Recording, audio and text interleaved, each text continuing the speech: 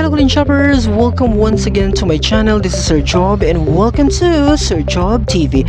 Para sa lahat po ng mga new explorers tsaka newly discovered pa lang po sa akin channel, please don't forget to subscribe and click the notification bell for you to be updated with my future videos. So para sa umagang ito, i-discuss ko po sa inyo ang topic na The Magellan's Expedition from 1518 to 1521. Welcome to my video number 117.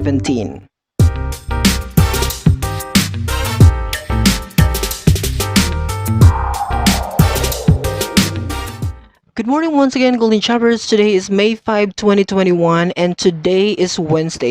Pero patuloy pa rin tayo magbibigay sa inyo ng meaningful discussion here sa aking YouTube channel. At patuloy pa rin nating pag-uusapan ang mga bagay sa mundo ng social sciences. So nabanggit ko na po sa inyo kanina na ang pag-uusapan natin is ang paglalakbay po ni Magellan from the Iberian Peninsula going to what we so-called Southeast Asia. Particularly the country Philippines po na kung saan nakarating si Magellan at the year 1521. So yan po ang pag-uusapan natin ngayon kung gaano po ka-difficult ang kanilang paglalakbay in order for them to reach the target location na noon ay pinakamahalaga po ang tinatawag nating Spice Islands para sa mga tao sa Iberian Peninsula. So let's go now to the Magellan's Expedition 1518 to 1521. Baka nagtaka kayo sa year or the coverage of the year kasi 1522 po nakabalik po ang expedition nila actually sa Iberian Peninsula. Pero ang pag-uusapan natin is hanggang 1521 lang po because dito po nagtapos sa Philippines ang buhay ni Ferdinand Magellan and that was the year 1521. So Ferdinand Magellan or Fernão de Magalhães is a Portuguese serving Spain royalty. So kung makikita natin and we have to look back, siya po ay nagsilbi sa Spain pero si Magellan po is actually a Portuguese in the nationality or as far as the belongingness of Magellan, isa po siyang Portuguese. So action for his country in the East because long time ago ang Portuguese or ang Portugal po ay nakavisit na rin po sa tinatawag nating Spice Islands. First in India with Alfonso de Almeida in 1505 and with the distinction in the fall of Malacca in 1511. So kung na-remember nyo pa ang ating mga discussion na yan, kasama po actually si Magellan sa mga navigation na yan. Diba sinabi ko po sa inyo na long before nasilayan na po actually ni Magellan ang tinatawag nating Malayan Archipelago. So it's not new for him already na makarating at makapunta dito. Kaya lang, with the next navigation or itong focus nating tinatawag nating the Magellan's Expedition, gumamit actually sila ng panibagong ruta in order for them to reach the Spice Island. Kaya mahirap pa rin po sa kanila na puntahan ito even if si Magellan po ay nakarating na po at nasilayan na po niya ang Malayan Archipelago long before. So his original suggestion of reaching Malacca or the Spice Islands na pinag-aagawan before by sailing westward was rejected by his king. So anong ibig sabihin to? Because he was rejected by the king of Portugal, so ibig sabihin hindi siya nagkaroon ng opportunity maglayag patungo sa tinatawag nating Spice Islands. After 7 years of active service in the East, he returned to his home country and then fought in the North African campaign against the Moors. So in that particular time, even if nagkaroon ng decline, okay, yung offer ni Magellan na maglayag siya westward papuntang Spice Island, still nag-serve pa rin po si Magellan sa kanyang mother country which is Portugal. Okay, so ganun pa rin po ang nangyari in fighting the Moors, in North African people.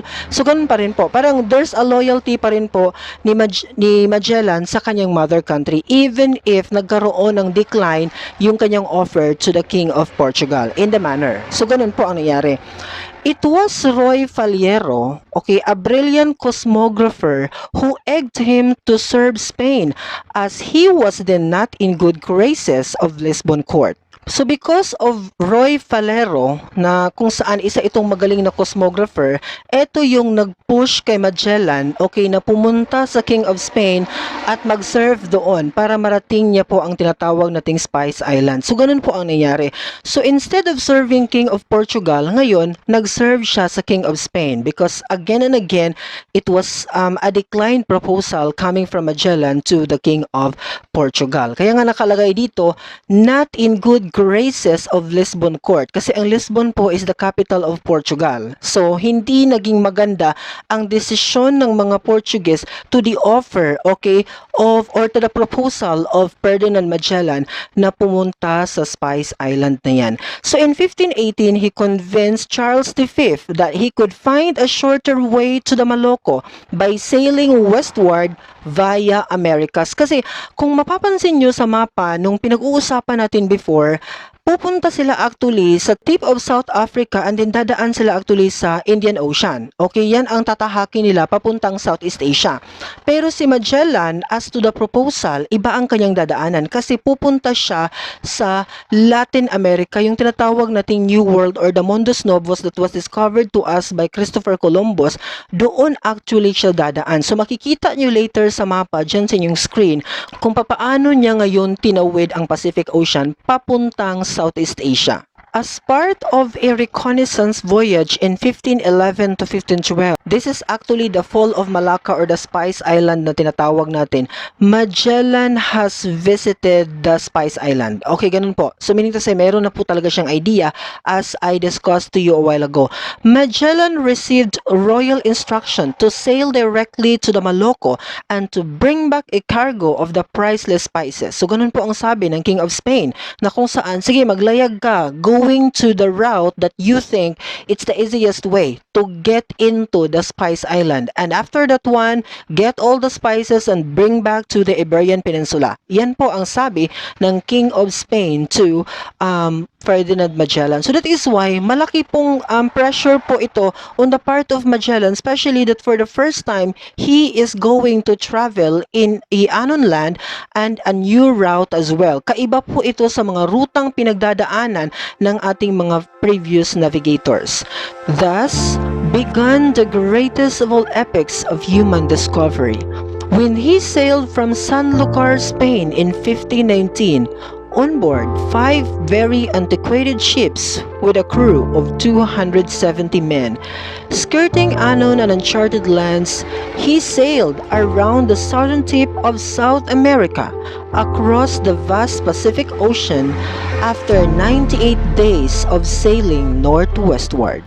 So on September 20 of 1519, Magellan's expedition left from Spain with 5 ships, yung sinabi ko sa inyong antiquated ships kanina, okay, with 5 ships, namely San Antonio, Trinidad, Concepcion, Victoria, and Santiago. So 5 po actually ang sunod-sunod na naglakbay patungo sa tinatawag nating Spice Island.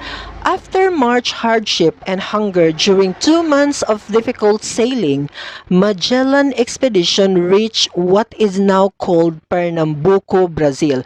Kasi kung makikita nyo ngayon sa inyong screen sa mapa, yung red line na yan ang tinatawag nating Magellan Route, okay? Na kung saan from the Iberian Peninsula, patungo po sila sa tinatawag natin Latin America or the Mundus Novus or the New World that was discovered by Christopher Columbus. So kung makikita nyo ang ruta niya, hindi ito ang rutang dating dinadaanan ng mga navigators. So papuntang Latin America. So after 2 months of traveling, nakarating po sila sa tinatawag nating Pernambuco, Brazil, na kung saan sa ating previous discussion, ito po ay pag-aari ng mga Portuguese. So yan po ang narating first ni Ferdinand Magellan, September 20 of 1519. So on October 20 of 1520, Magellan discovered the tip of Latin America known as Magellan Strait. Okay? So kung makikita nyo dito sa mapa once again, may nakalagay dyan sa pinakamababa na Strait of Magellan. So basically, ibig sabihin, yan po ay pinangalanan ni Magellan because yan po ay isa sa mga nadaanan nila nung pumunta po sila mismo sa tinatawag nating Spice Island gamit po ang bagong ruta. So on March 6 of 1521, Magellan landed at Ladrones Islands, now the Marianas. He ordered his men to rest and to get some fresh food kasi naubos na po yung pagkain nila. It's been a long time na palutang-lutang po sila sa dagat. So because nakakita sila ngayon ng lupa, so nagstay po sila for a little, yung tinatawag nating Strait of Magellan. Okay, he ordered his men to get rest, okay, and to get some fresh food and water in order for them to survive sa kanilang mga next destination pa na pupuntahan.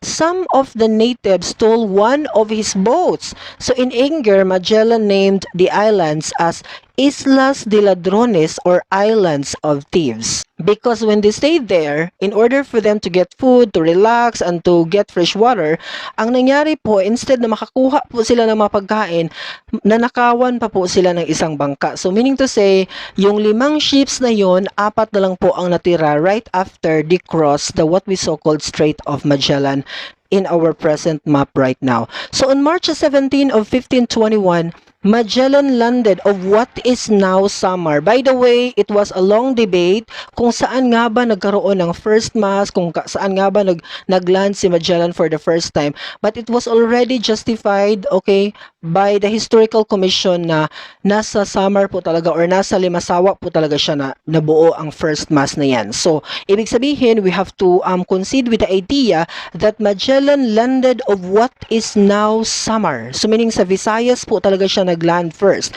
This event marked the coming of the Spaniards in the Philippines. So by virtue of Antonio Pigafetta, the chronicler of Magellan's expedition, says it was March 16 of 1521. So baka mag-question kayo, sir, why is it March 17 and then in Pigafetta's book nakasabi is March 16?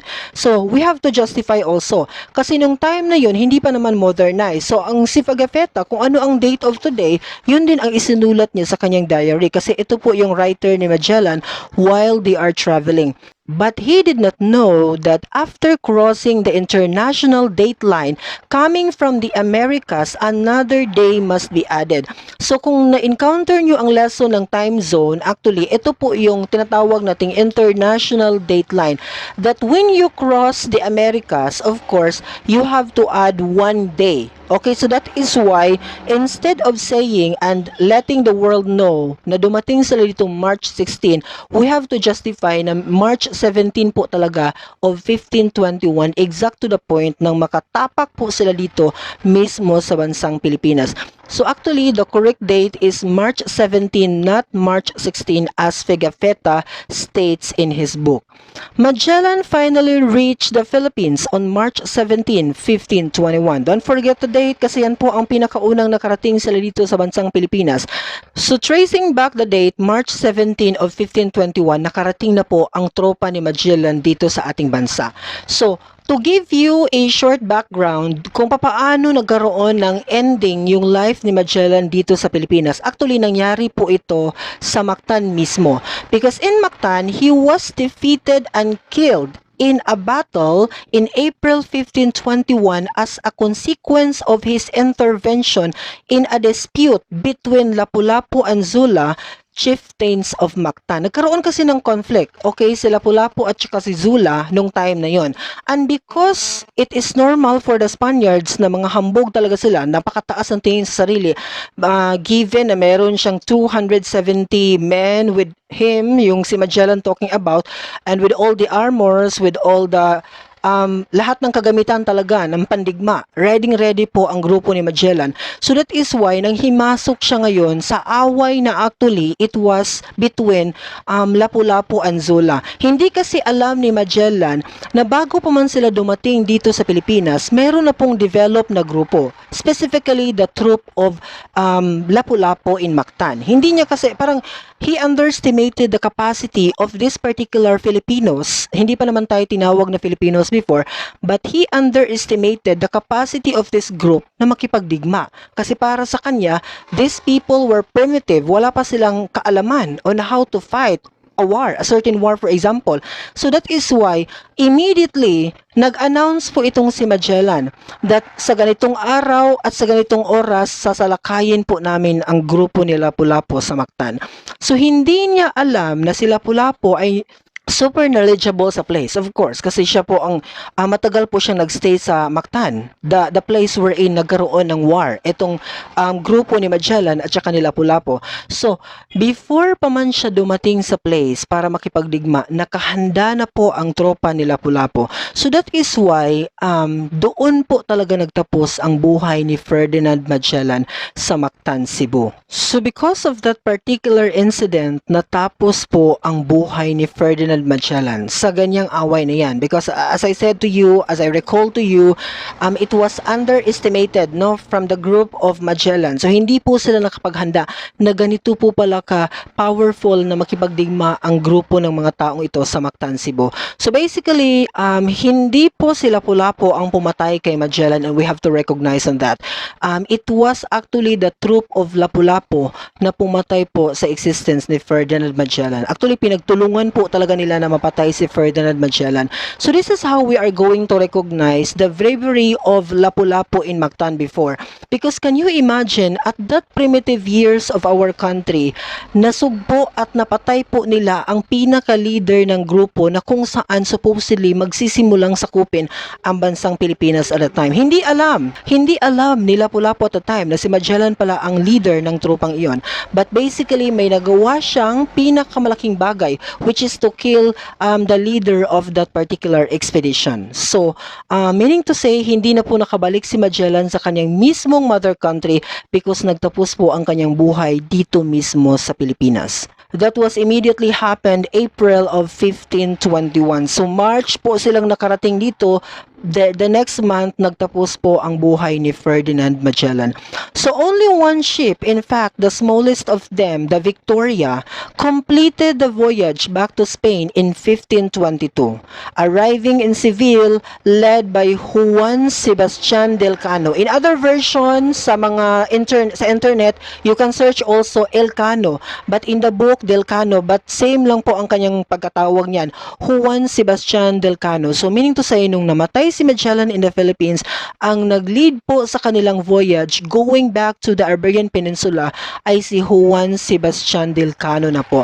I have to go back to the story kasi nung isinulat po ito ni Pigafetta, talagang umiiyak po siya while he was writing everything nung nangyayari pong laban between the troop of the Spaniards and the people of Mactan. Kasi nakita niya po kung gaano pong na-defeat ang grupo ni Magellan at that certain war. So ganun po ang kanyang isinulat sa kanyang libro and this was actually informed or spread throughout the Iberian Peninsula. Ipinaalam po nila agad sa Spain na may makapangyarihang grupo po dito sa bansang Pilipinas.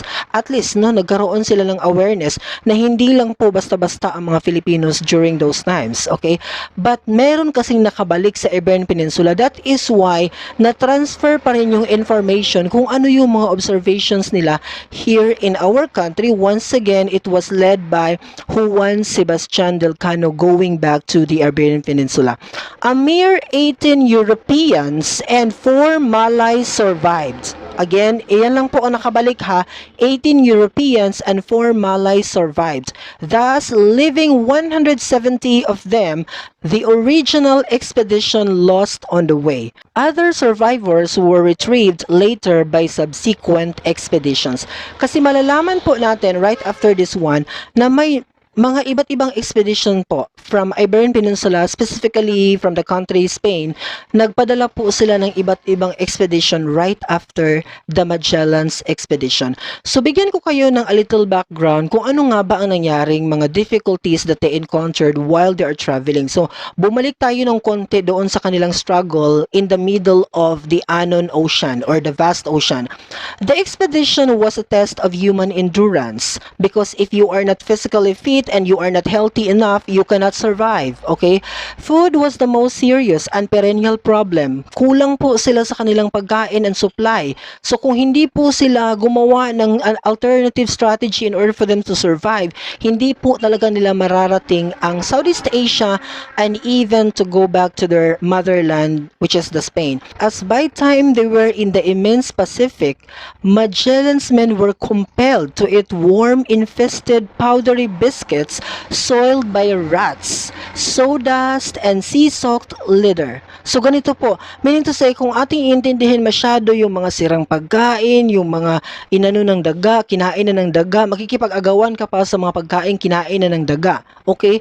Yung mga sira-sirang pagkain na po na natitira pa rin sa kanilang expedition, kinain na po nila lahat. And to some extent, according to some writers, even yung malalaking daga talaga sa bangka, kinakain na po talaga nila in order for them na makabalik lang po sa kanilang tinatawag na mother country, and they could be able to spread the information that they observe in the country Philippines at that time when they set forth on March 17 of 1521. So ganun po ang difficulties na nangyari. But because kailangan talagang ma-push ang navigation na ito, so whatever it is, talagang ipinush pa rin po ito ni Ferdinand Magellan and together with the assistant Juan Sebastian Elcano. Lack of vitamin C resulted in the rampant deaths among the crew members due to scurvy or deficiency of vitamin C, because wala na po talaga silang vitamin sa kanilang katawan nung panahon na yon. Kumakain na po sila ng mga unhealthy foods at kahit ano na lang in order for them to survive. So namamatay po ng kusa ang some of the crew. Hindi po sila namatay sa pakikipagdigma, but namatay po sila sa tinatawag nating lack of vitamin C or scurvy. Okay? Meaning to say, deficiency of vitamin C sa katawan. Okay? So, kusa pong namatay ang mga crew ni Magellan as they traveled in this unknown land. So, to take a look at the big picture, Magellan did not live to see the final completion of the voyage kasi hindi po siya nakabalik sa Iberian Peninsula. Pero as we are going to discuss sa ating next video, yung result ng kanyang expedition, malaki po ang nagawa ni Magellan sa kasaysayan, especially sa kanyang pinagsisilbihang bansa na Spain at the time. Hindi man niya nasilayan, okay, ang completion ng voyage na ito kasi nagtapos po ang kanyang buhay sa Pilipinas, but ang nagawa niya pong navigation ay marami po itong nabuksan na opportunity sa iba't ibang navigators na nagstay po sa bansang Spain and even sa bansang Portugal. But definitely, sa kanyang pinagsisilbihang country na Spain, bumukas po ito ng iba't ibang opportunity. So bukas po sa aking discussion, malalaman po natin kung ano-ano nga ba ang mga results ng Magellan's expedition na ito at papaano ito nagbago sa buhay ng mga Filipino dito sa bansang Pilipinas. So that would be all for this morning. I hope you learned something from this video and I hope that you will share this video to your friends and to anybody else that you think na ngailangan ng video na ito. Asahan niyo po that Sir Job TV will continue to discuss more meaningful discussions, especially in the world of social sciences. Thank you once again for watching. Bye-bye!